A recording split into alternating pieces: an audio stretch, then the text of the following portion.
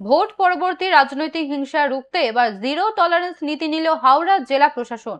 বুধবার এক যৌথ সাংবাদিক সম্মেলনে জেলা শাসক ডক্টর পি দীপা প্রিয়া এবং পুলিশ প্রশাসনের উচ্চ পদস্থ কর্তারা স্পষ্ট জানিয়ে দিয়েছেন, অশান্তির ঘটনায় কোনো রাজনৈতিক রং দেখা হবে না। দোষী সাব্যস্ত হলেই নেওয়া হবে কঠোর ব্যবস্থা। উদয় নারায়ণপুরের খুনের ঘটনায় ইতিমধ্যে মূল অভিযুক্ত সহ দুজনকে গ্রেফতার করা হয়।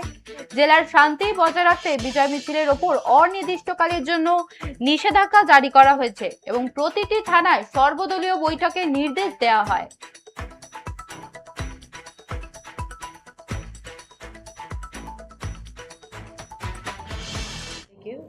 আমাদের force কোঅর্ডিনেটরস both commissionerate and rural সবাই এখানে উপস্থিত। আজকে আমাদের জয়েন্ট প্রেস ব্রিফিংয়ের মূলত একটাই বলা, আমাদের জেলাতে যখন কাউন্টিং শেষ হয়ে গেছে 4 তারিখ, তারপরে সময় থেকে উই ওয়ান্টেড পিসফুল অ্যান্ড সবাইকে সব পলিটিক্যাল পার্টিকে এটাই অনুরোধ করা ছোটো মোটো কিছু ইনসিডেন্টও না হওয়ার জন্য, সবাইকে একটা ভালো একটা অ্যাটমসফিয়ার মেনটেন করার জন্য।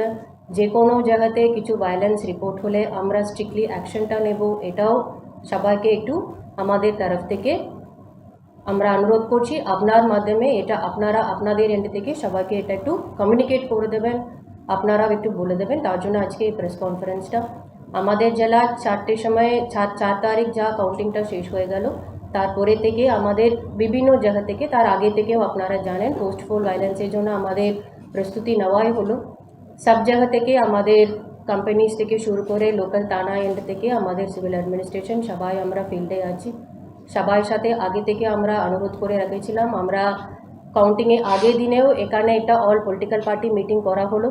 সব পলিটিক্যাল দলকেও আমরা অনুরোধ করেছি সবাইকে একটু পিস মেনটেন করার জন্য।